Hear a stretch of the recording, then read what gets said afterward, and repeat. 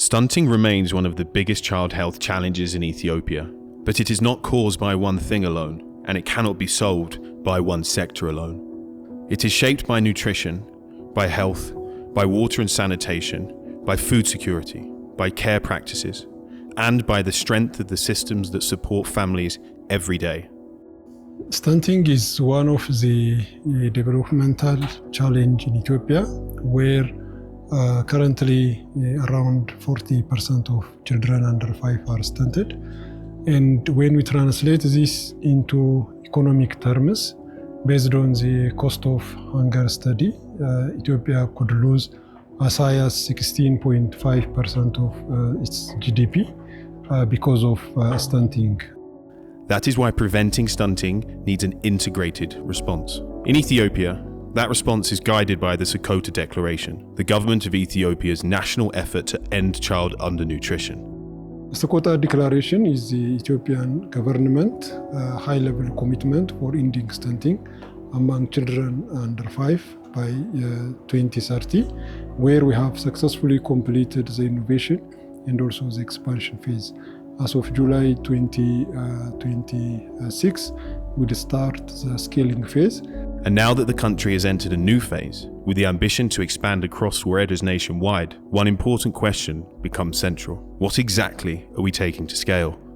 Because scaling does not happen just because there is ambition. It also requires a clear and practical model, something that shows what needs to happen at community level to prevent stunting in a real and connected way. This is where the Healthy Village program comes in. From the beginning, Healthy Village was never meant to be a 5-year program that would simply deliver activities and then stop. It was designed with a bigger purpose in mind. It was built around 3 connected pillars: implementation, learning and evidence creation, and engagement. To tackle this malnutrition, specifically undernutrition in Ethiopia, particularly stunting challenges, the multi-sectoral interventions are mandatory. That's why this Healthy Village program is implementing the integrated approaches of the wash sector, the food security, and the agriculture, and also the health sectors. In fact, it also includes the access to finance, the entrepreneurship or private sector engagement, and others. With all together, it can also break the intergenerational cycle of malnutrition and also stunting. In close collaboration with the Seqota Declaration, Healthy Village co-created the Malnutrition-Free Healthy Village Model, a practical, integrated model that brings together the key systems, innovations, and delivery mechanisms needed to prevent stunting at village level. That has helped bring much more clarity to the scale-up process. This means the Seqota Declaration no longer only has the ambition to scale, they also know exactly what to scale.